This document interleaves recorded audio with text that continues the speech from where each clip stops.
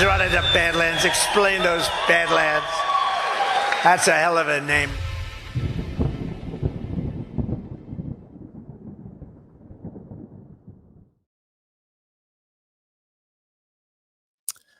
All right. Good evening, ladies and gentlemen. Welcome to the Badlands Book Club, where we are covering Chapter 11, Part 3 of The Fourth Turning by Strauss and Howe.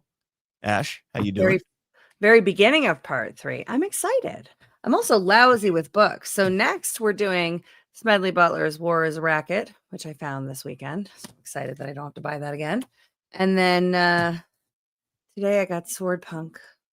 Oh, throw it in the trash. One of the most anticipated books of the holiday season. And the best inscription to my most favoritist ep of them all, Matt. And I guess Caleb, but definitely not Ashe with an E. I guess I'm going to have to buy one. I'm going to have to buy one and see what he writes for me. You didn't buy a book? No, not yet. I haven't bought one yet. I should buy it though, because I'll put it on my list of like 30 books that I have to read. So probably going to have to do the Bible again pretty soon, at least the New Testament. Watching The Chosen. The Bible. Well, read a little bit of it every day. Yeah. I'm not that kind of reader though. I got to sit down and for me, it's a marathon, and which is why I don't remember half the stuff I read. The cool thing about the Bible is that it's segmented into good stopping spots. Yeah, I don't know, man. Definitely going to get in on it, but. All right, before we get into today's show, Ashe, why don't you talk to everybody about Badlands Shop? Oh, yeah. Okay. When your favorite Badlands show wraps up without a raid, visit the Badlands website to explore our incredible sponsors. From products featured on the shows. Wait, I lost my place. On the shows to kickstarting your shopping list, the Badlands Shop has you covered. Every purchase you make is a powerful vote for the future you believe in. We make it easy to shop America first, supporting Badlands creators and patriot small businesses that champion freedom. You're not just buying a product, you're fueling a movement. Every dollar you spend, head over to badlandsmedia.tv/shop. And while you're there, sign up to receive the Badlands Media America First 2025 holiday shopping guide. It's filled with gift ideas for everyone on your list, from thoughtful hostess gifts and cozy stocking stuffers to splurges worth saving for. The guide will be emailed out tomorrow. So get over there and sign up for it today. Badlandsmedia.tv/shop.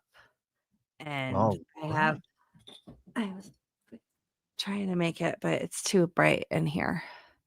And it also blinks. Wait. I lost a little thingy. Okay. You're failing miserably. Oh, there we go. Right? There we go. The Christmas hat. I have a bunch of these. They're going to be making appearances all season long. All right.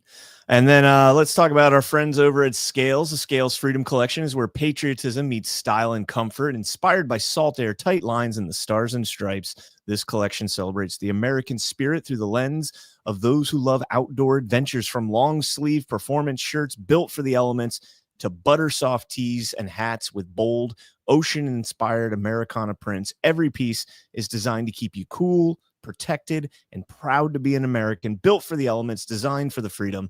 Shop now at badlandsmedia.tv/scales and enter promo code Badlands at checkout for 20% off your order. That's badlandsmedia.tv/scales. Gulf of America makes great Christmas gift. Yeah. Everybody will be thrilled if you get them Gulf of America Christmas shirt, hats. Yeah. I saw they have the long sleeve too now in the Gulf of America. I got to get that. Yeah, I got to get that. All right, let's dive into this book. We are on chapter 11, part 3, the home stretch. I think we've got like 40 more pages.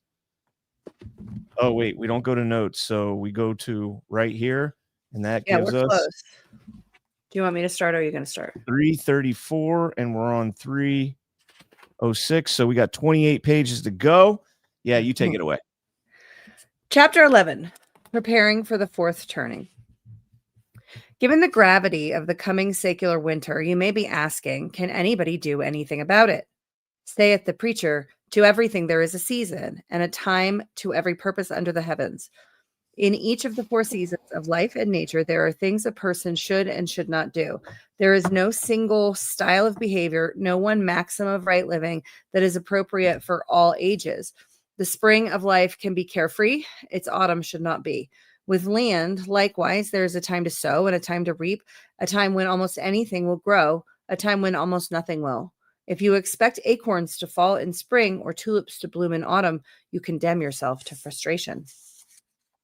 The same seasonal principle applies to the saeculum.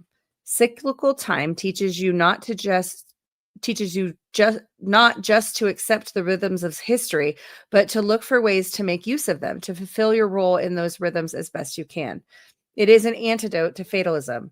If you wish to get more out of life or nature, you have the power to do that, but it takes work. You and your society have the power to influence history, but that too takes work.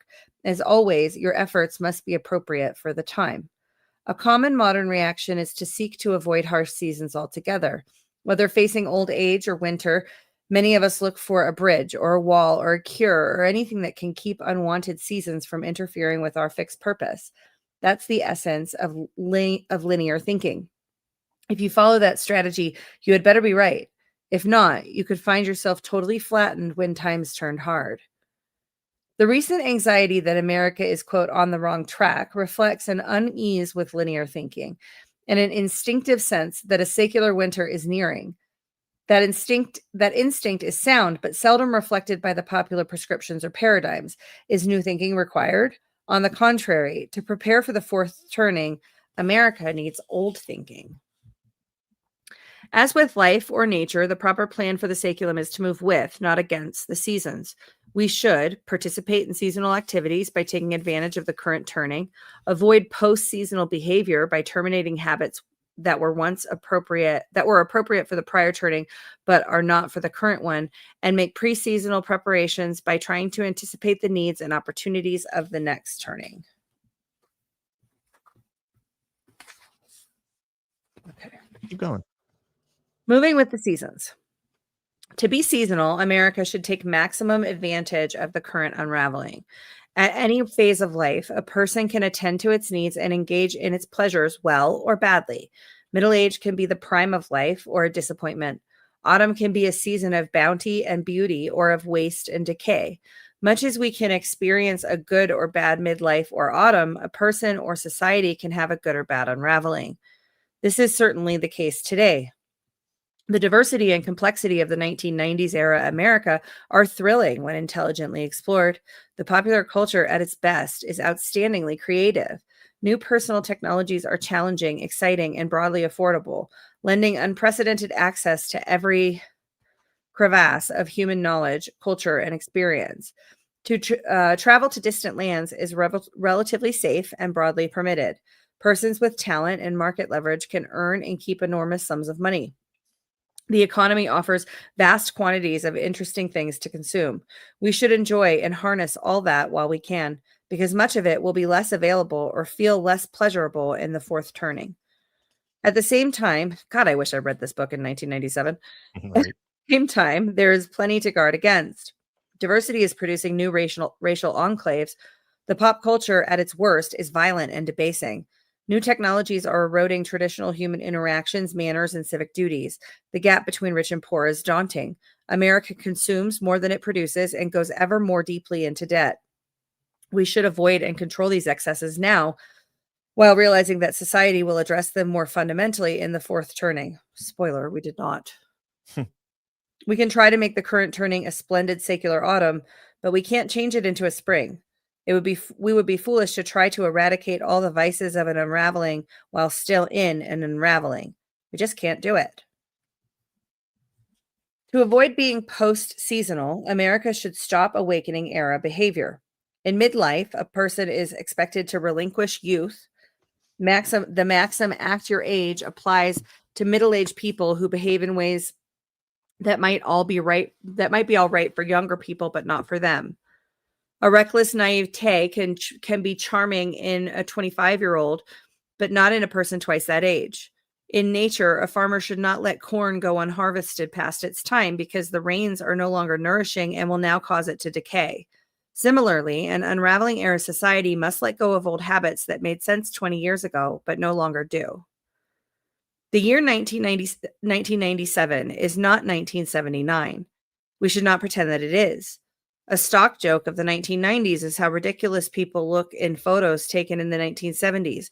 Beyond clothes and haircuts, most Americans have substantially redirected their lives since the consciousness revolution. If parents, professors, or employers try to treat children, students, or young workers in ways that made sense in the 1960s, they would succeed only in looking eccentric and trigger perverse reactions. If today's Congress tried to behave like the great 89th, it would be greeted by hoots of derision from a public that today reserves the word great for few things other than pro sports playoff. Whenever public figures do something that conjures up the prior turning, they fail, often spectacularly. In the High, when MacArthur wanted to cross the Yalu and widen the Korean War, I don't know if I said that word right, the president and public wanted none of it because the time for total war had passed. Joe McCarthy was eventually censured by a citizenry that a decade earlier had tolerated the imprisonment without trial of Japanese American pseudo-enemies. The same thing happened during the Awakening. LBJ's Vietnam Brain Trust pursued a global containment strategy and a selective service channeling policy that Americans supported in the High, but now rejected.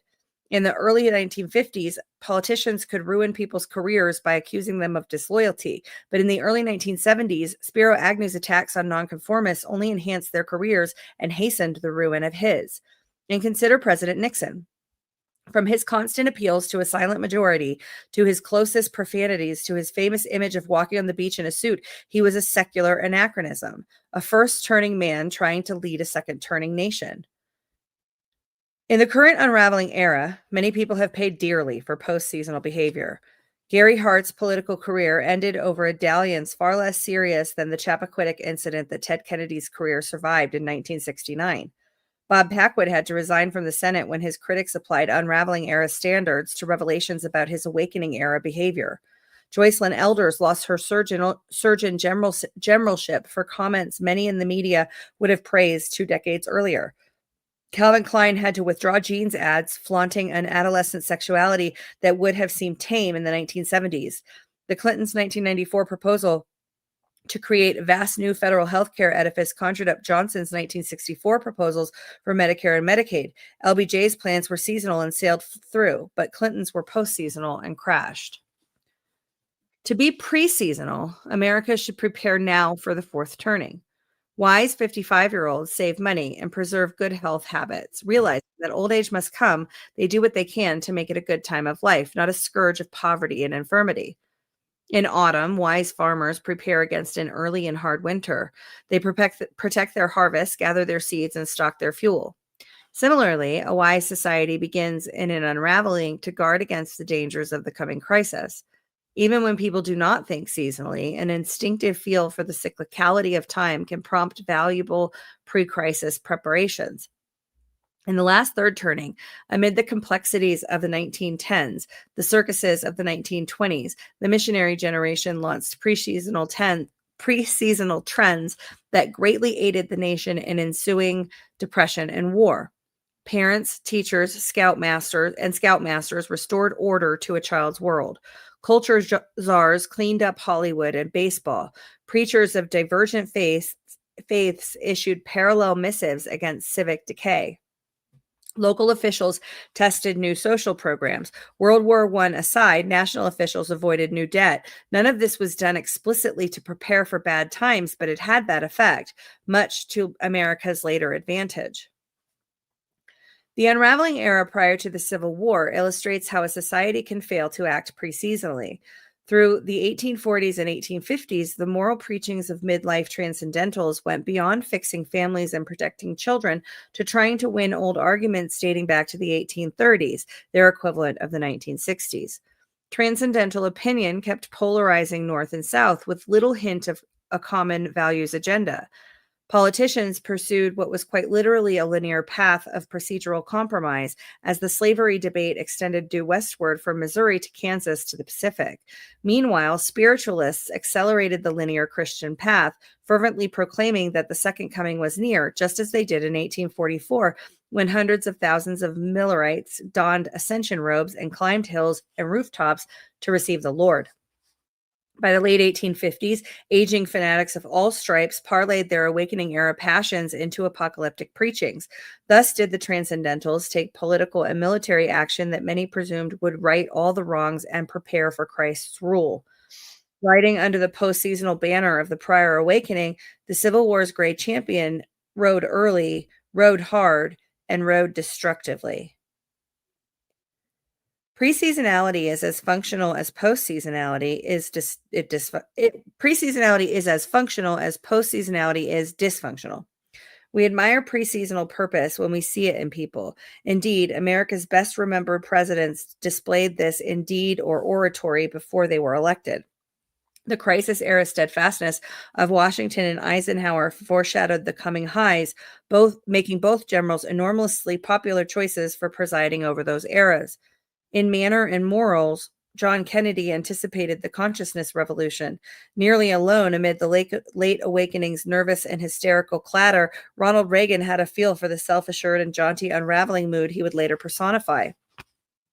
America's two most beloved national saviors each augured fourth turnings before these eras arrived. Lincoln in his Douglas debates, FDR in his pre-New Deal policy experiments as governor of New York.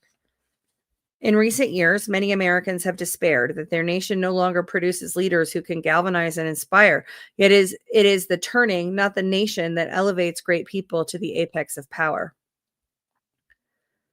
Trump. It is the turning, not the nation, that elevates great people to the apex of power. Lincoln and FDR are both cases in point. Both had to wait for the crisis to hit. An unraveling is an era where most people of intelligence, vision, and integrity do not seek, much less get elected to, high public offices. Nor is it an era when people want leaders to lead them anywhere. Indeed, 1990s era Americans seem to care very little about who leads and much more about making sure that we aren't led too fast or too far in any direction. Because they all seem retarded, even in the 90s. We're like, I don't want them leading us anywhere, even still today. Were candidates of Lincoln's mettle to emerge in a time like our own, they would strike people as odd, out of joint. Voters might admire them, but not enough to elect them. Certainly not after the unusual unraveling era media deconstructions. Perhaps this is just as well. Were we to elect a Lincoln-like leader before the fourth turning is due, we would be following the ominous precedent of Lincoln's own election. Suppose some principled moralist ekes out a year 2000 presidential win in a four-way screaming match. An event like that would catalyze a crisis early, casting boomers and 13ers into the same destructive roles once played by the Transcendentals and Gilded. After the fourth turning arrives, however, a Lincoln-like leader will be more likely to seek office, and a Lincoln-like leader would be exactly what America needs, wants, and gets. The national pastime, baseball, offers a similar lesson in seasonality. Each of the last four turnings produced an extraordinary player whose manner was much admired, but being pre-seasonal did not define the rewarded norm.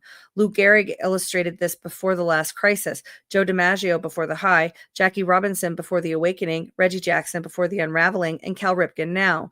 Ripken's Gehrig-like virtue is distinctly fourth turning, yet while it is admired by many people, it is not the kind of in-your-face, high-stepping free agent behavior that still sells most unraveling era tickets. It's interesting that they're making the comparison of the high with, the ending of the crisis, the fourth turning, with Lincoln and President Trump's affinity for Lincoln. It's noteworthy. It is. Did you get the spammer? No, I will though. I don't see a spammer. Yeah, me neither. Okay. Do you want me to keep going? Yeah, go keep going. One post is not a spammer, although they did post a link. So we'll see if they do it again. I just saw the word spammer. I didn't even actually see the post. Just as no single style of leadership or hero worship is suitable for every turning, neither do any of today's familiar political philosophies offer the right answer for every turning. People who are for or against a particular policy seldom allow for changes in the saeculum. Whether they want big government or lower taxes, more regulation or less, they tend to hold that view regardless of the era, as though the correct prescription lies outside of the time. The political and media elites abet this view. From liberalism and conservatism to socialism and libertarianism, all the popular ideologies are non-seasonal. To the extent their paradigms evolve, they do so linearly, carved around notions of American exceptionalism. Yet the appeal of these ideologies is very cyclical. Nearly all political philosophies wax and wane with the saeculum. The belief in public sector liberalism emerged in the last crisis, rose in the high, crested in the awakening, and is falling out of favor in the unraveling. Cultural conservatism has followed the same pattern, though lagging by one turning. It emerges in unravelings and crests in highs. Interest group pluralism and free market libertarianism follow yet a different pattern. Since both of these isms exalt rights over duties, they crested in the last unraveling, 1920s, fell out of favor in the last crisis, 1930s, emerged in the high, 1950s, and rose in the awakening, 1970s, and are cresting again in the current unraveling, 1990s. Nearly every static ideology is likely to advance in one turning per saeculum when what it offers is pre-seasonal and useful. Retreat in another when what it offers is post-seasonal and harmful. In the current unraveling, pluralism and free markets are both very popular. The seasonal rhythm implies that the popularity of both is now cresting. Were America back in the high, pre-seasonal thinking would suggest pushing for more of both. Pluralism and free markets. Today, however, pre-seasonal thinking suggests preparing for less of both, since come the fourth turning, America will no longer be as hospitable to we first lobbies and me first free agents. As the saeculum turns, their day will ultimately come again, albeit not until the middle of the 21st century. That's interesting because pluralism and free markets, the push for them didn't really go away in the fourth turning. I think the societal drive towards socialism was more pronounced than it has been in a while in the past 20 years. Don't you think? It's also not organic. Yeah.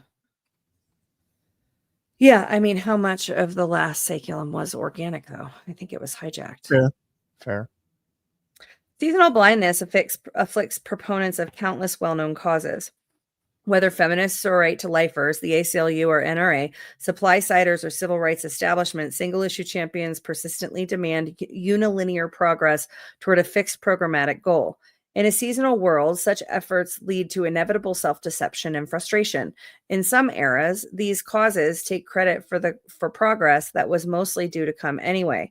In other eras, they despair over backsliding, which really isn't their fault either. Through the last three saecula, most liberationist social causes like feminism or civil rights tend to seed in a high, blossom in an awakening, mature in an unraveling, and decay in a crisis. Yet today, many of their proponents keep struggling for post-seasonal goals.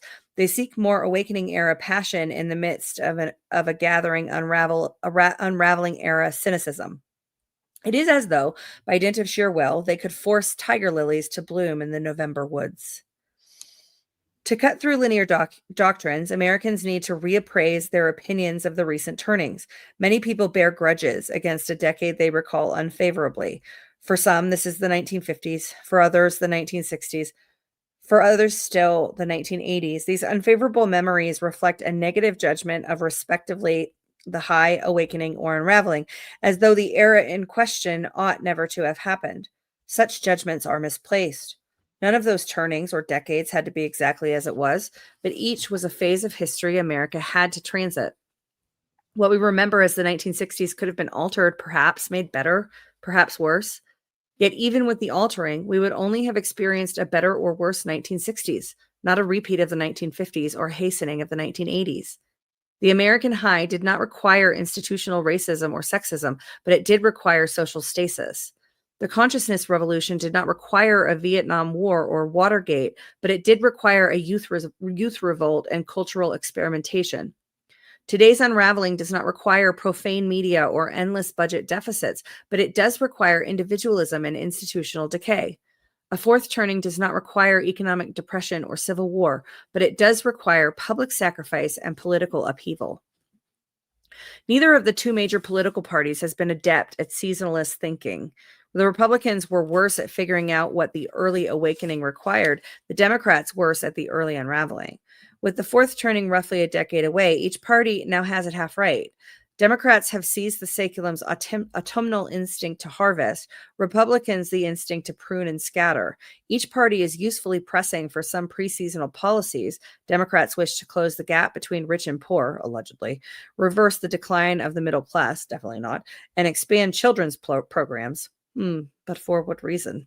While Republicans want to defund time-encrusted bureaucracies, always a good idea, restore an ethic of personal responsibility, always a good idea, and promote traditional virtues. And none of those parties do any of that anymore. Yeah, facts. Yet both parties are also harmfully post-seasonal. In their quest for an ever bigger harvest, Democrats want to remove sacrifice ever further from the public lexicon. They seek entitlements for every victim, including the entire middle class, without caring whether all this guaranteed consumption is sustainable. If Democrats get their way, they would impose huge debts and future taxes on millennial children. In their quest for ever more individualism, Republicans want to make public authority ever more dysfunctional. Yes. They seek to starve all government of revenue and are willing to shut down whole federal agencies to make their point. If Republicans get their way, they would prevent millennials from forging a positive bond with government. Yes. And limit the public. This is my parenting philosophy, is to convince my children to not have a positive bond with the government and limit the public resources directed toward the care and schooling of the neediest children. Oh my God. Sorry.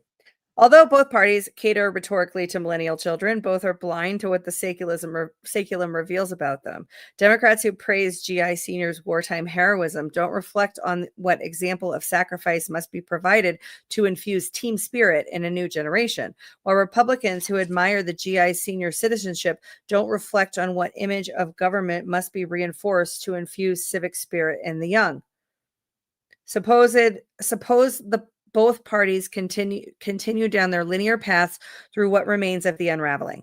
If so, Democrats will remain usefully linked with civic authority, but in a paradigm so oriented around a harvest mentality that it precludes any across-the-board sacrifice for a significant public purpose.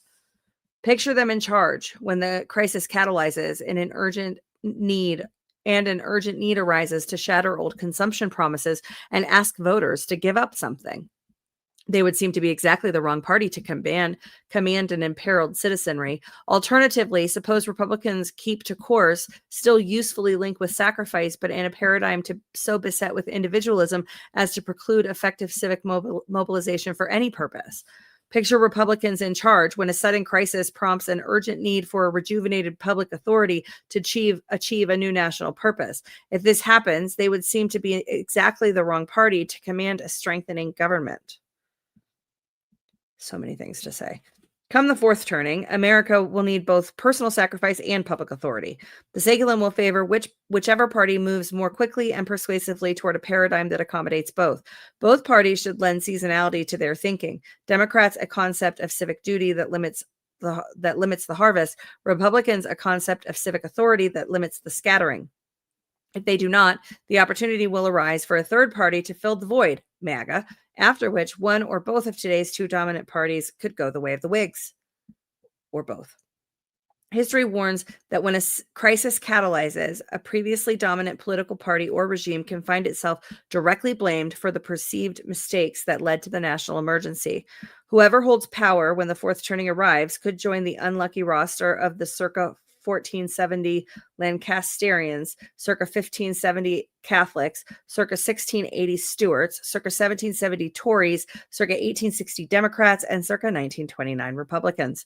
That party could find itself out of power for a generation. Key persons associated with it could find themselves defamed, stigmatized, harassed, economically ruined, personally punished, or worse. So let's think about it. If the fourth turning, If you think, yeah, right. If you think the fourth turning was 9/11, which I widely agree with, then the Republicans would be the one Start of that, it, right? right. So the Republicans would be the one that caught themselves in the bad predicament, and hence Yeah. the emergence of MAGA, because we haven't had a Republican, a quote unquote Republican president since GW. Well, hang on a second, because we had the Democrats of the up to 2015, right? So 2001 to 2015, you had the Republicans in charge at 9/11, and then roundly hated by the end of Bush's second term, Right. and the rise of Obama and hope and change. And yes, we can. And that's that civic duty. And it came about where the pressure of virtue was like climate change shit and gender stuff, and it became this like social religion that you had to participate in. Still sort of is, but I think we're coming out of that, and the people that are acting post-seasonal about it are going to be in trouble. And both parties at that time called for personal sacrifice and public authority, as they mentioned there. Sacrifice your security, your liberties, your privacy, and yeah, I mean, authority. that's the best example of the uniparty concept, right? Mhm. Is that they both want the authority to exist. They just want to wield it for different purposes. Right. They want the authority, Yeah. and they understand that there's going to come a time when they have to hand it over to the other side to balance out. I compare it to the Force, right? Anakin was supposed to bring balance to the Force, rather, and instead he pushed it in one direction. But that's kind of what the push and pull of our politics is. Yeah. How America should prepare.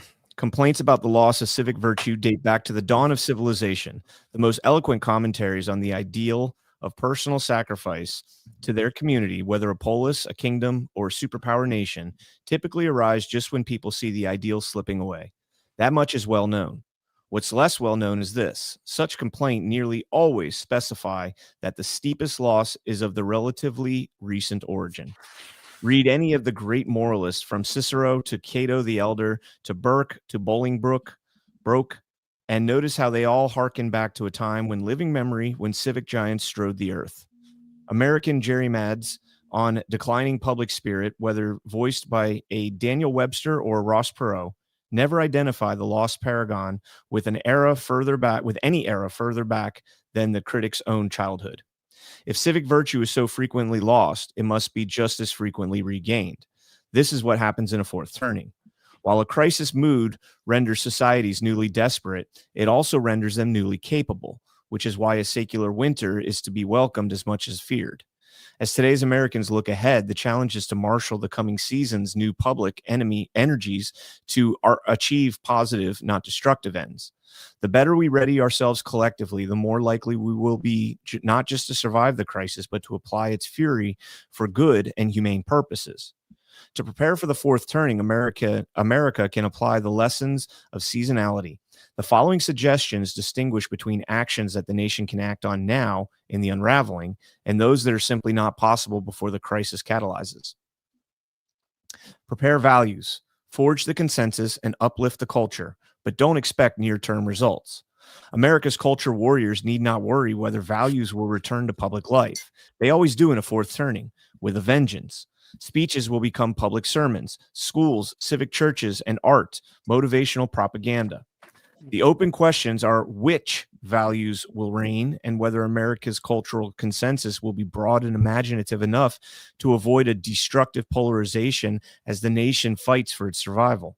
And I would argue it was wokeism that won in the fourth turning. In the beginning, values-wise. I mean, we're in the fourth turning. I think we're out of it.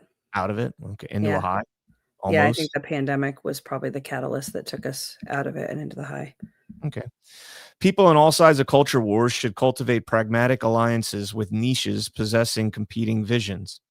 Americans of all generations should work to elevate moral and cultural standards. What we do now may not close down many unraveling era carnivals, but will serve two critical long-term purposes: to help protect the world of childhood and to resacralize public institutions and reinfuse them with a much-needed sense of public purpose. A decadent or nihilistic culture is a seedbed for fascism. The less self-control the media or public exercises now, the more likely it becomes that some outside authority will impose a despotic control tomorrow. Prepare institutions, clear the debris, and find out what works, but don't try building anything big. Just before you go into that section, so the less self-control the media or public exercises now, the more likely it becomes that some outside authority will impose despotic control tomorrow. Think about what Obama did to the media.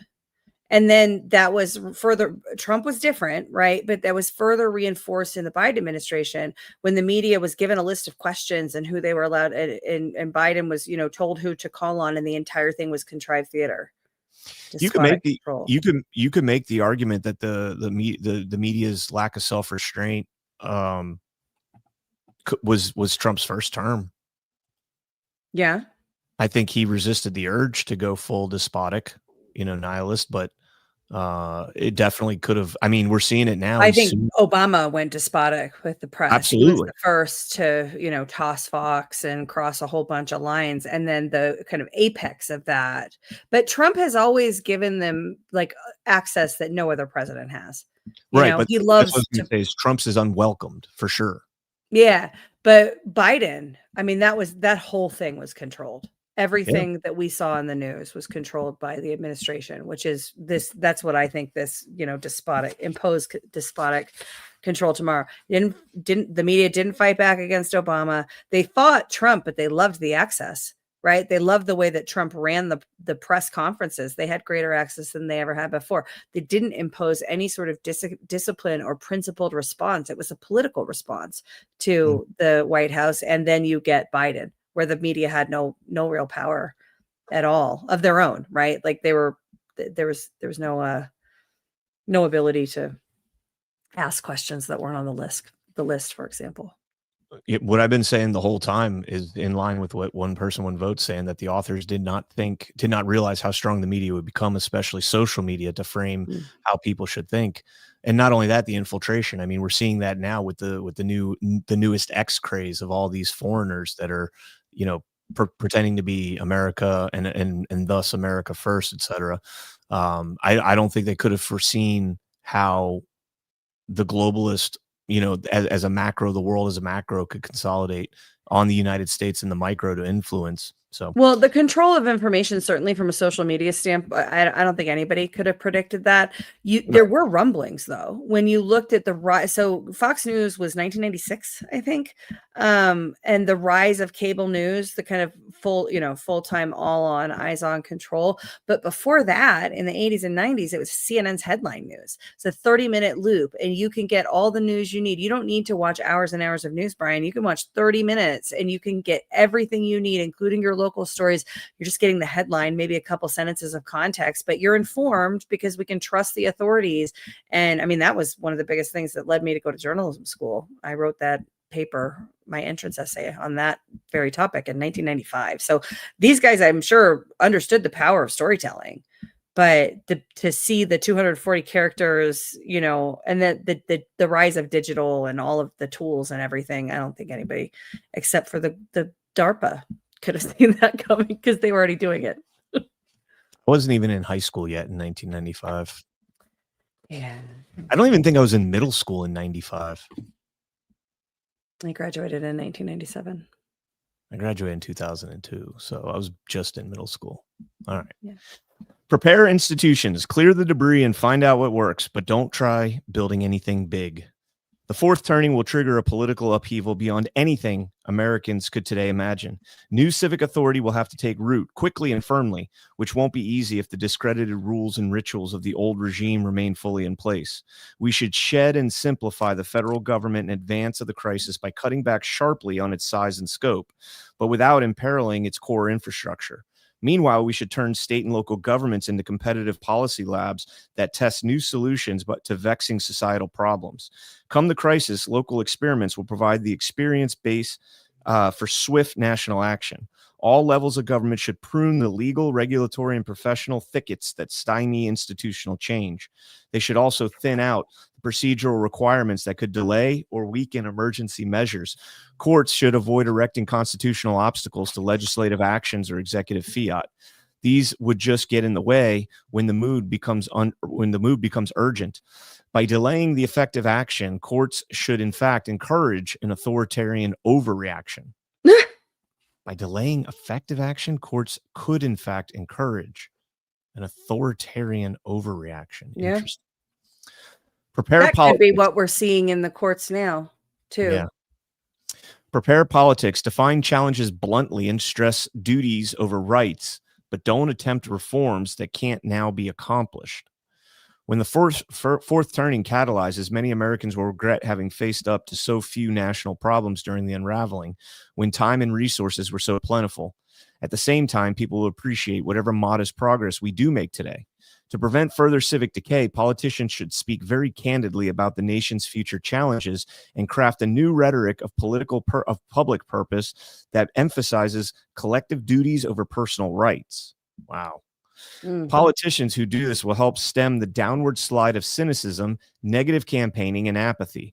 They will help expand voter turnout among the young, encourage better civic attitudes from the media, and keep the public at least minimally engaged in public life. Come the crisis, these politicians will be best situated to take charge and become great leaders, however lukewarm their support will have been during the unraveling. Meanwhile, we should accept that fundamental reforms are not now possible. We should not bother attempting vast civic projects in an unraveling. If proposed, they will not pass. If passed, they will not work. And if forced upon the public, they will only breed further contempt for politics. Oh my gosh. So think about that. So the Patriot Act, something they were trying to do long before 9/11, not possible to do it before 9/11. After 9/11, sailed right through. Obamacare, trying to do, single payer health care in a number of states, Democrats trying to do it forever, not possible before 9/11. After 9/11, within six years of 9/11, they were talking about it. And it became, that's really interesting. HAVA. Yeah, there's a lot of stuff. I mean, that's not even, there's literally a metric shit ton of policy transformation. And that was thrust upon us. And a lot of it needs to be unwound. Unfortunately, most of the time when you give them power, they don't ever turn it back over. Yeah. So. Well, that's like, if you understand that there's a seasonality to this, you have quite the advantage. Well, at least it appears that way. And then the last sentence, if forced upon the public, they will only breed further contempt for politics. And that's exactly what they've done. Yeah. That is exactly what they've done. The Democratic Party is absolutely in shambles. The Republican Party is fractured with MAGA. And well, they both need to go down. That's the hope. Amen. That's what we're doing. Well, that's one of the predictions that they had about the fourth turning, is that it's going to yield a single party system. And even in that single party system, that's what's going to fracture into two parties. Well, I don't think we have the threat. I personally don't think right now we have the threat of a two-party system or of a single party system. I think we have a single party system, right? Yeah. We have the threat of two parties, and those two parties that I think would be able to grab the reins is MAGA and the DSA, which is terrifying to the super serious false decorum people, but nobody gives those people any credibility anymore. That's the emergence of populism. MAGA and the DSA are both populist organizations, and that's why the DSA is so shunned in the media, just the same MAGA is, right? They're the same thing. MAGA and in liberal media is the devil, and the deep state DSA in conservative media is the devil. And in reality, there's a lot of congruence between those two. We're not going to agree on a lot of specific policy, but in terms of government overreach and how the government's supposed to form and function, we're very much aligned. Yeah, I agree. There's a lot of common ground in terms of the society we want to build, right? What we want to tolerate from public officials. The key distinction between MAGA and the DSA is the DSA wants to steal from you to make it happen. Right. Pretty much. Yeah. I don't disagree with that. Prepare society. Require community teamwork to solve local problems, but don't try this on a national scale. Wow. require community teamwork to solve local problems, but don't try this on a national scale. Pilot the communism before you roll it out, Brian. Well, that's interesting given Mamdani and Trump's recent meeting in the Oval Office when Trump said, you might actually be surprised by this guy. So what if you unroll democratic socialism within the confines of New York City and don't let it seep out past those borders? I don't know. It'll be interesting. Can we put a wall around it and have Kurt Russell go in there and see how it's going for us? Well, I mean, at that point, we're not much better than Democrat versus Republican. Russell. Sorry, it's Kurt Russell, right? Yeah. Yeah. All right. Come the fourth turning, national survival will require a new level. Oh, wait. Sorry. I just want Liberty Alliance said Obama went MOHAP when we were talking about, that shift. I just want to say, I'm pretty sure he was MOHAP all along. Okay. Come the fourth turning, national survival will require a level of public teamwork and self-sacrifice far higher than Americans now provide. From urban graffiti to suburban NIMBYism, today's anti-civic habits must either be discouraged piecemeal now or be broken violently on the wheel of history tomorrow. We must battle against civic dysfunction wherever it appears. Compulsory youth service is coming. Though we cannot enact it today, we should start experimenting in ways that allow liberals and conservatives to work toward a consensus on the civic apprenticeship of the young. Among people of all ages, we need to reinvent good citizenship at the local level. Communities should improve their own functions, schools, housing, transportation, safety, justice, social services, with their own resources, without expecting money from anywhere else. Towns and cities should create public spaces, hold public meetings, and expect citizens to attend. We should encourage ethnic integration and discourage group niching from walled suburban enclaves to monoethnic college dorms. They totally did the opposite. Because intersectionality, yeah. I wasn't totally against it until the ethnic portion there. Encourage ethnic integration. It's being thrust upon us, and it's not ethnic integration. There shouldn't be integration. There should be assimilation. And yeah. Well, yeah, but it's that discourage group niching. Like they literally went the opposite direction, and they made the intersectionality, your group identifiers are sort of the most important thing about you, right? How you identify. Right. And I wonder if in the hijacking of the fourth turning, because I think the whole saculum was hijacked by global regime, but in the hijacking of the fourth turning, if their desire was to extend the secular winter, to make the crisis period just continue on and on and on, right? Like the 16-year plan and the pandemic keeping us locked down forever, if they were trying to extend the winter of it all. I don't know. I mean, I think we all agree that was the ultimate goal of the pandemic. Yeah, for their power, but is it because they can get away with so much more in a crisis era than they can in the inevitable high that's going to follow, Yeah. In the crisis, national survival could depend on how well people of diverse backgrounds succeed in forging a new sense of civic community. Prepare youth, treat children as the nation's highest priority, but don't do their work for them. The outcomes of the fourth turning may depend on the mettle of the generation then the coming of age, and on whether as children this generation will have developed powerful team instincts, a positive connection to public activity, and a sense of optimism about its future. To raise youths will be able and willing to do whatever is required. We must bear any expense to nurture them properly. The federal government should start now to shift its benefit budget away from the non-needy old and toward the needy young. Local government should forge a community consensus in general support of schools. In cooperation with norm setting, youth groups, and churches, school boards should set high standards of achievement and teach community values, enforce norms of appearance and manners, and empower the student mass by keeping high and low achievers with their fellows. Oh my God. What? They did this with wokeism. This is exactly what they did with the kids. Just the values that went out were not traditional conservative values, not traditional family values. They were a retelling of those things. Well, there's the party that killed itself because they were in the wrong place at the wrong time. Maybe. Spending on safety nets and social services for children in need should increase, but the focus must be entirely on the welfare of the child. Irresponsible parents must be called strictly to account.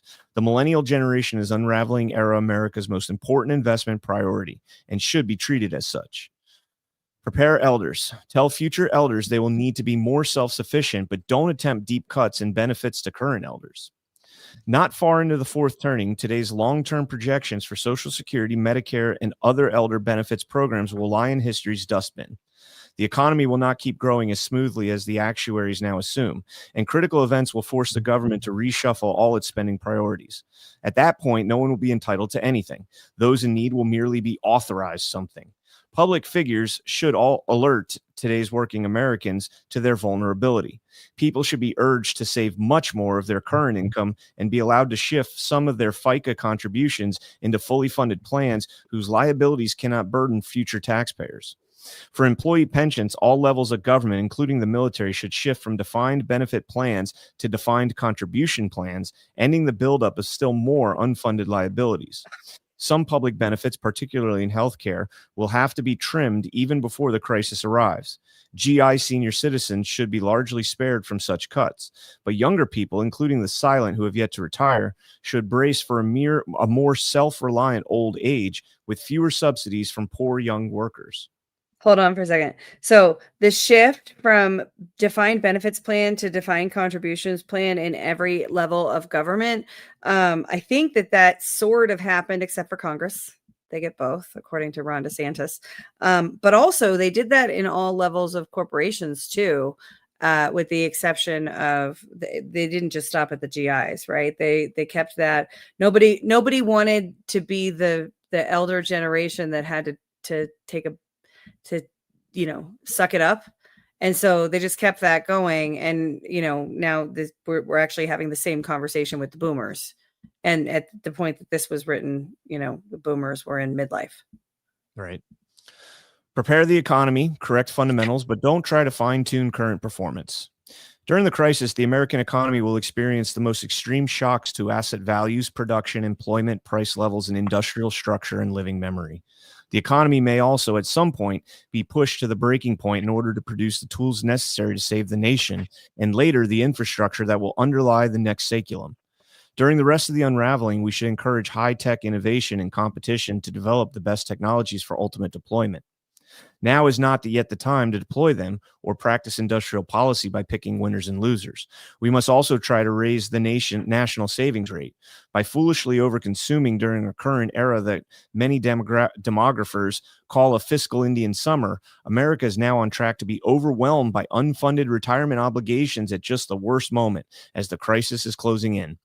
To praise private sector savings, we should shift the tax base from income toward consumption. I love that idea.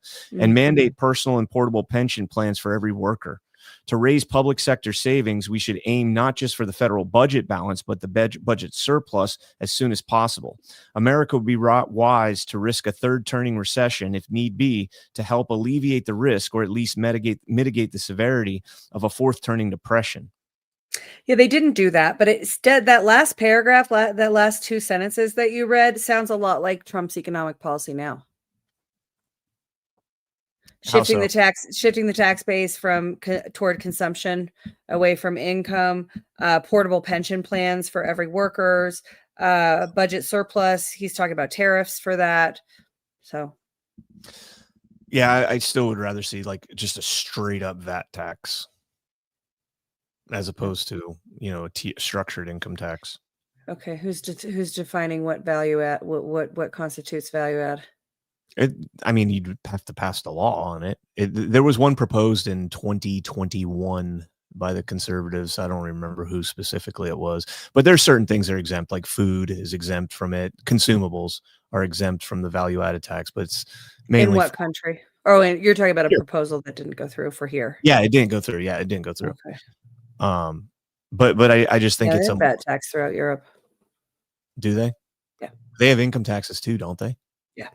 Yeah. So I don't agree with both of them. You can't do both. But Who's going to stop them, Brian? It's true. Prepare the defense. Expect the worst and prepare to mobilize, but don't pre-commit to any one response. It is typical of an unraveling for society to be complacent about the threat of war and to expect that isolation, diplomacy, massive superiority, and simple goodwill can keep it and the world out of serious trouble. Today, America's prevailing military doctrine is shaped by the so-called lessons of Vietnam, which presume all the above. Yeah, we learned nothing from Vietnam.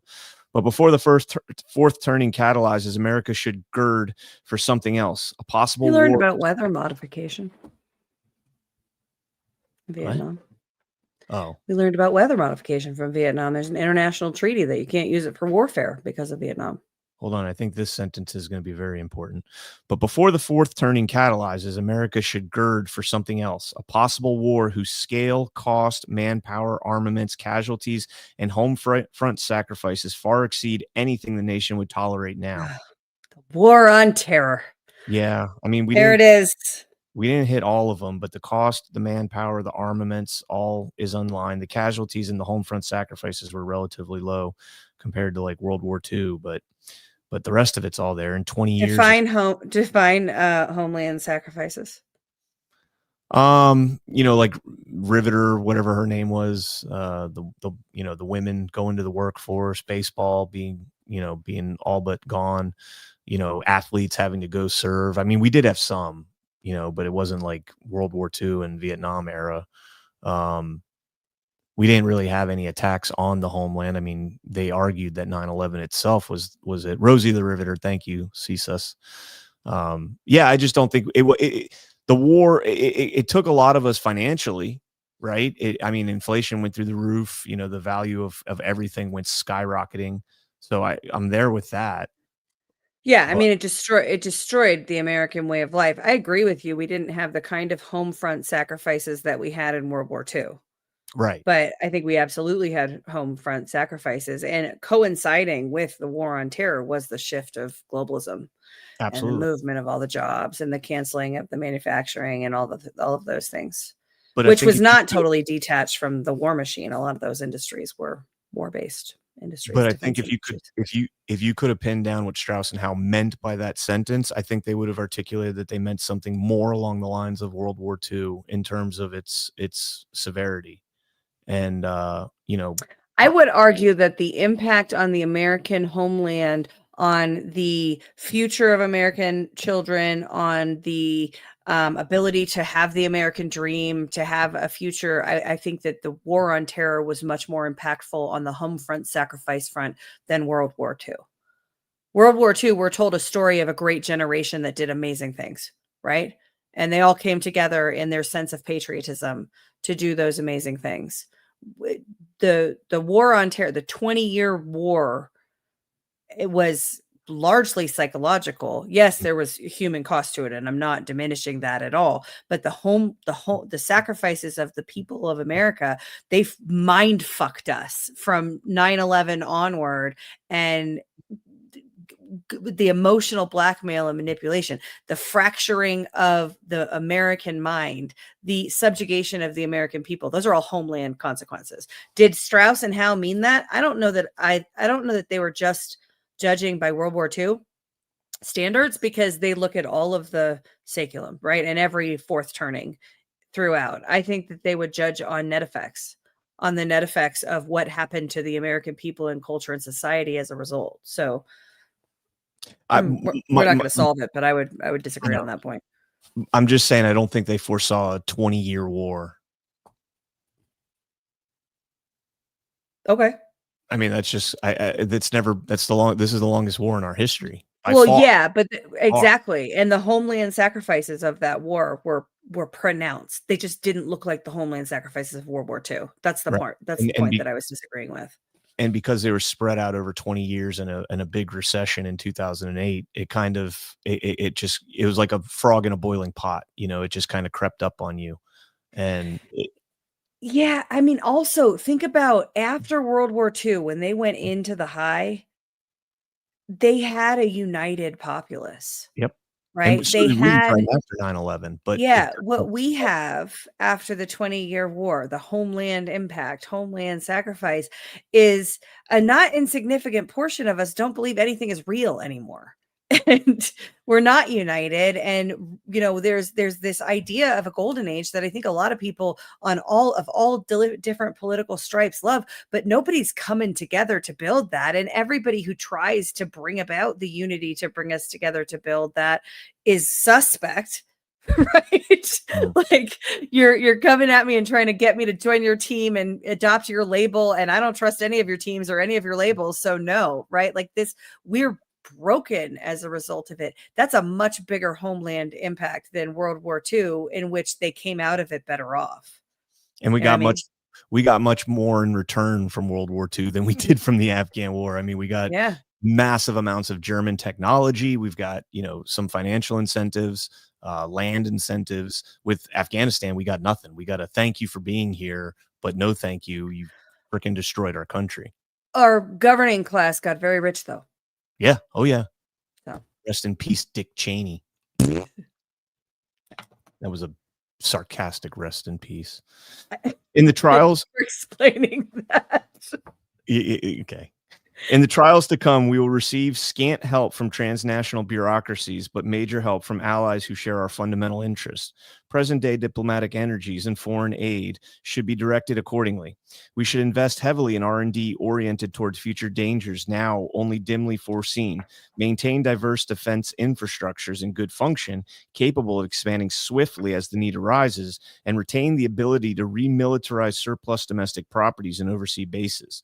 We should not overspecialize manpower or overinvest in deployments like robot weapons and extravagant information technology, which, when the crisis climaxes, could be cheaply rendered as obsolete as the Maginot Line.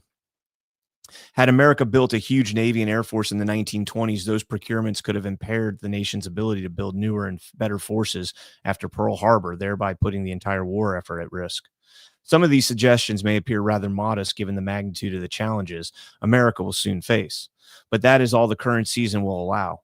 In an unraveling, it would be pointless, indeed even counterproductive, to try sounding the full-throated trumpet of national action. Yet we owe it to ourselves and our children to do our best to carry out those less glorious measures for which now is the season. To the extent we do not, the crisis of the fourth turning will be that much more destructive. The prospect that, as a nation, we might not prepare makes it all the more important for individuals to prepare on their own. Yeah, I mean, I think that there's definitely a faction of people that heeded the advice of this book. They just happen to be the faction of people that got Obama elected. It was the regime, the bipartisan, unipartisan regime. They definitely prepared, but not for the people, for themselves. How you should prepare. Reflect on what happens when a terrible winter blizzard strikes. You hear the weather warning, but probably fail to act on it.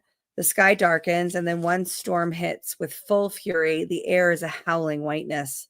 One by one, your links to the machine age break down. Electricity flickers out, cutting off the TV. Batteries fade, cutting off the radio. Phones go dead. Roads become impassable, and cars get stuck. Brian, this is what happens when it snows in most of the country, but I know that's probably foreign for you. Yeah, just a little bit. Just a little bit. Where was I?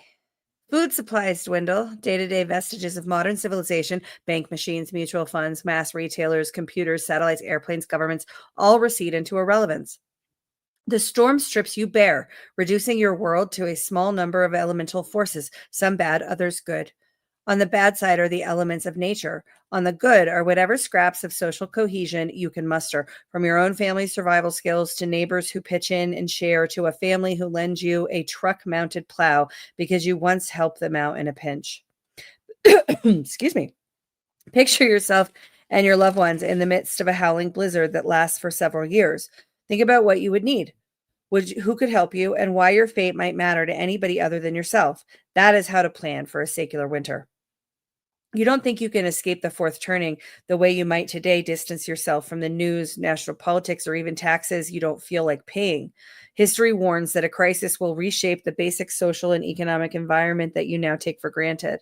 The fourth turning necessitates the death and rebirth of the social order. It is the ultimate rite of passage from an entire people, requiring a liminal state of sheer chaos whose nature and duration no one can predict in advance. It could involve episodes of social dislocation and enforced migration, total mobilization and youth conscription, economic breakdown and mass joblessness, communications blackouts and household isolation, or social breakdown and committees of public safety. Most likely, it will involve more than one of these elements. As in a blizzard, simple but fundamental verities will reemerge. These are familiar elements of legend and myth that have endured over time simply because they are required in times of peril. Classic virtues that didn't necessarily pay off in an unraveling, traits like trust, reliability, patience, perseverance, thrift, selflessness, will become hard currency in the crisis. Were history not seasonal, these virtues would have long since atrophied, vanished from memory as useless to humanity. They remain in our tradition because, once every saeculum, they are reaffirmed in full glory, rewarding those who embrace them and penalizing those who do not. In the epic sagas of social peril, from Beowulf to Victory at Sea, notice who prevails and what values they possess. Come the crisis, these are the myths you will want to emulate, and these will be the values you will need to display. To prepare yourself for the fourth turning, you would do well to apply the following lessons of seasonality. Rectify. Return to the classic virtues. In the coming crisis, sharp distinctions will be drawn between people who can be counted on and those who cannot. Build a reputation as a person of honor and integrity who values self-restraint, family commitment, cultural decency, and mutual trust. Be a good citizen in your town, a good neighbor in your block, a good work partner on the job. Be mannerly and adhere to public standards of conduct. Expect your community reputation to matter far more than it does now. Fourth turning will not be kind to the free agent or organization with a reputation for discarding loyalties, revising settled deals, or pressing every point of leverage. The more your bottom line is interwoven with other people's and your communities, the more helpful these other people and public officials will be in an emergency. Expect to be dealt with according to the reputation of your group. Regardless of your current institutional advantage, if your business is perceived as predatory, your profession as parasitical, or your influence as corrupting, then you will personally be at risk. Converge. Heed emerging community norms. In a fourth turning, the nation's core will matter more than its diversity. Well, let's hope. That got wholly inverted in the past fourth turning. There's nothing more important than diversity, Brian. Team, brand, and standard will be new catchwords. Anyone and anything not describable in those terms could be shunted aside, or worse. Do not isolate yourself from community affairs. Being unplugged could penalize you at a time you might need to know what all levels of government are doing just to meet your most basic needs. Oh my God. Appearances will matter. Justice will be rough because society will require more order but have fewer resources and less time to impose it. As technicalities give way, innocent people will suffer. If you don't want to be misjudged, don't act in a way that might provoke crisis-era authority to deem you guilty. Okay, so election denialism was a bad idea, I guess. If you belong to a racial or ethnic minority, brace for a nativist backlash from an assertive and possibly authoritarian majority. At the height of a crisis, you might have to choose between loyalty to national community and loyalty to your own group. Isolating yourself from people of other races or ethnicities could be risky because you may need emergency help from people you might now be able to avoid. Bond. Build personal relationships of all kinds. When crisis era hits, anonymity will be associated with the discredited, unraveling era vices and feared. Anonymity will be feared, Brian.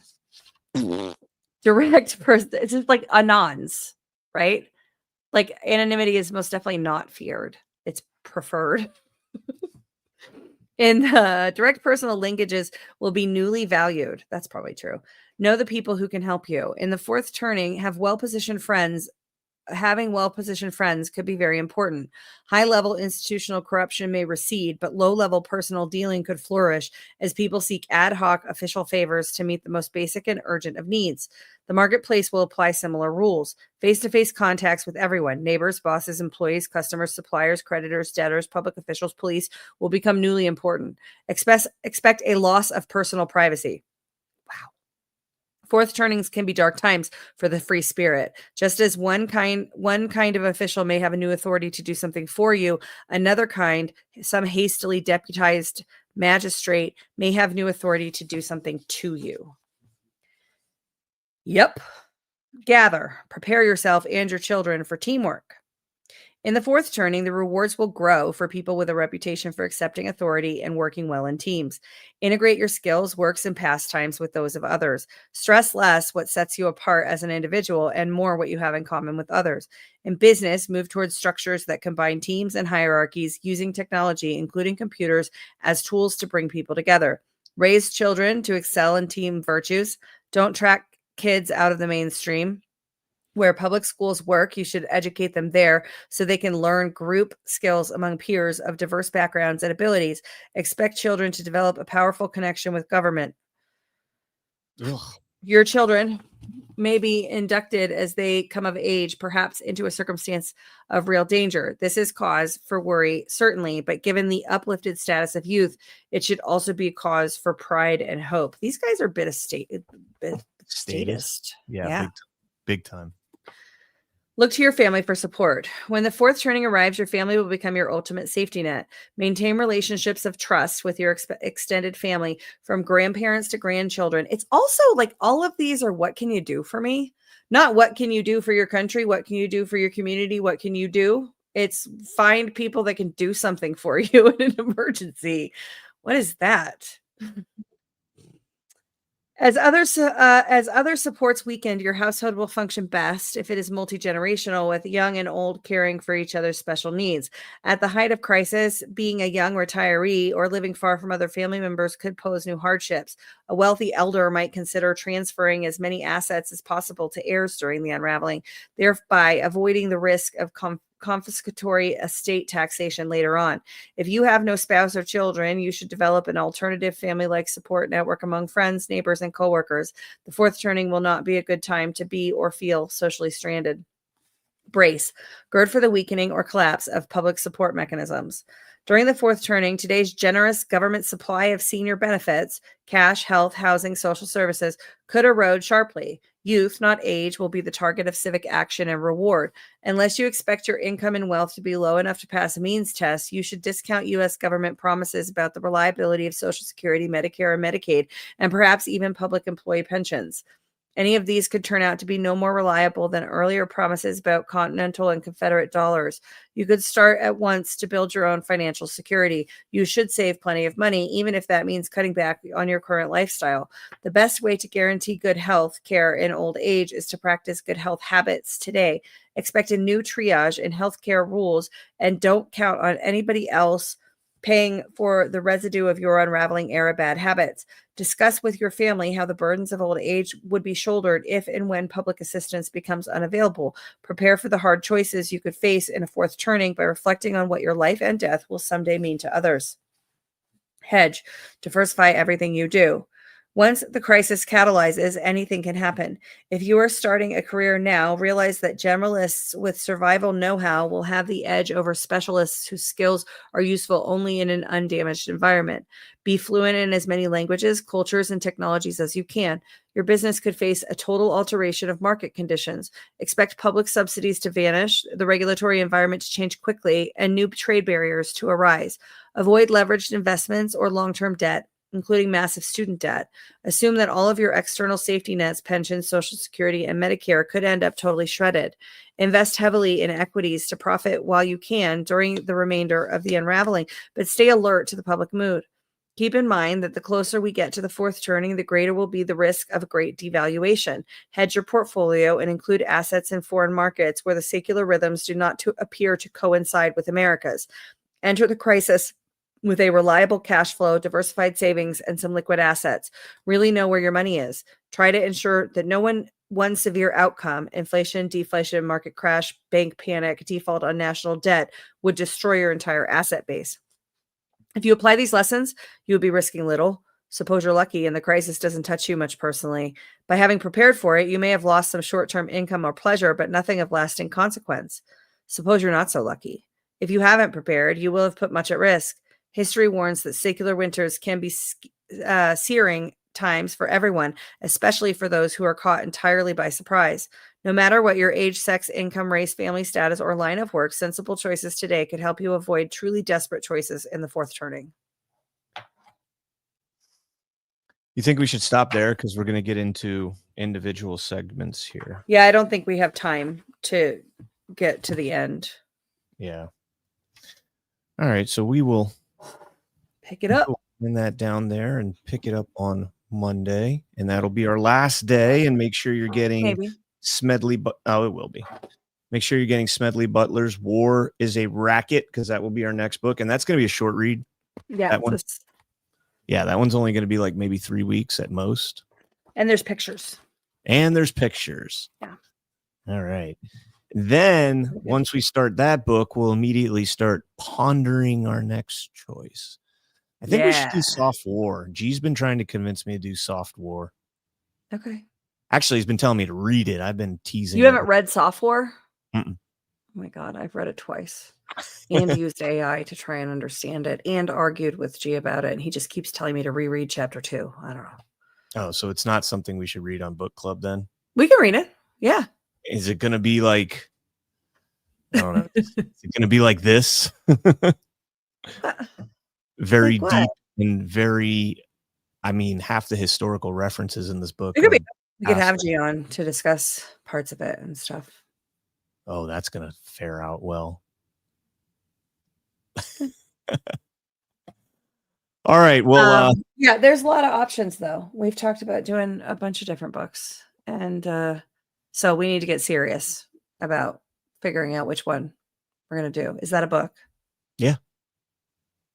Yeah, it's a kid's book. On your own time, Liberty Line. Did you check for boosts? Charts and codes. We could do Sword Punk. We could do our first nonfiction. We could do Sword Punk. It's really heavy. First fiction, excuse me. It's what? Very heavy book. Oh, maybe not then. Well, Behold a Pale Horse is good, but it's like too much documents reading. Yeah. It's very dry. What's your favorite one that we've done so far? Not counting Art of the Deal because category of its own. Overruled. Me too. Overruled. Government Gangsters was good, but it was my second time. So Overruled was my favorite. Government Gangsters probably close second. Yeah. Yeah. I mean, there's a lot. I mean, we could do Sidney Powell's book, License to Lie. We could do the Stolen Election, the Ralph Bazula book. Oh, we should probably do that one. Yeah, we could do Parallel Election at Leah Hoops and Greg Stenstrom's book. There's a lot of choices. I mean, if we wanted to do like an election story. Jackie says do Sword Punk with accents. That would be fun. I don't even know if that would work, but okay. All right, well, we'll figure it out. In the meantime, we'll probably do a poll at some point too, but we'll talk about that when we get there. Yes. So stay tuned. What do we have coming up next? Hit the thumb. We have Brad and Abby Live coming up in 12 minutes. And then we have Story Hour doing Planes, Trains, and Automobiles today. Excellent film. Excellent Christmas film. And then we have DEFCON 0. All right. And I know Alpha and I just published part 3 of the Tina Peters saga, and it'll be live. Is that playing now? No, it'll be live at 8, but don't watch it live. Stay on Badlands. Sure. But I will be doing a marathon on Black Friday, assuming all of my technology works properly. So on my channel, rumble.com/myamerica, parts 1 through 3 will be on Black Friday. I try and get Alpha and Brian and Mark and Sean and others to pop in and answer questions and whatever. So if you shop on Black Friday, never mind, unless you're waiting in a big old line, because bring your headphones. That'll be fun. But if you're chilling on Black Friday, then tune in to the marathon, Tina Peters marathon, parts 1 through 3 marathon coverage. Be fun. Why would your technology not work? Are you guys getting a blizzard? No, we're going out to it's actually supposed to snow this weekend up there. We're going out to the farm. To Annie's farm for Thanksgiving. So I'm very excited. I was just talking to her right before we got on air. So I will be joining you on Friday morning from the farm. And I'm not anticipating my technology not working. I'm just always conscious of that because I have an old laptop, but gotcha. Should be fine. Oh yeah. And for daily tomorrow, Chris Paul will be joining me tomorrow. Yes. And we will have a show on Thursday. I don't know Alpha is going to be joining me or not. If we don't, we'll do it. It'll be a very short show. Thanksgiving, nobody wants to. Let me know. I can maybe pop in with you if Alpha can't join. Okay. All right. Well, I'll know tonight. So, all right. Well, thank you guys all so much for tuning in. I don't think we have any rants, so we will. I don't see any rants, but we do have soft disclosure coming up, and we played it as an outro, and everybody should really, really consider. Do you have the new one, the new soft disclosure one pulled in? Because I know you have your outro set. I didn't know if you have the right one set. Okay, because the lip balms are out now. There's new scents, the beard oil. Brian, talk about the beard oil. The beard oil is badass. I love it.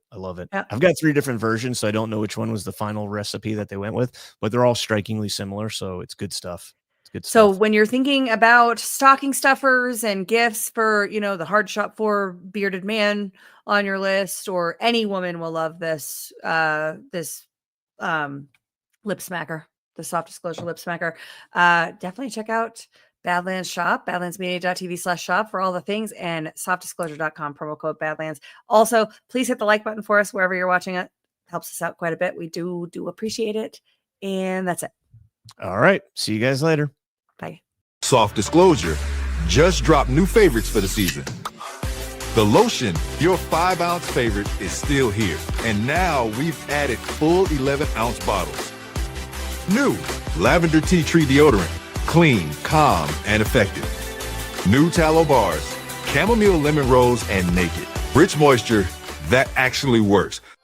And on Black Friday, the new arrivals land. Introducing our first men's only formula, beard oil, in unscented and spiced vanilla. Truth, tamed, and finally your beard is too.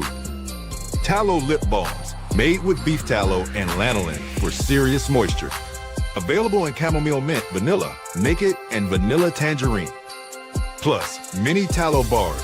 Same deep moisture as the full size. Available in vanilla coffee and naked. And finally, lavender vanilla lotion. Smooth, soothing, and worth the wait. On Black Friday, the new products arrive, and so do the Black Friday bundles. Visit softdisclosure.com for truth you can gift. Soft disclosure.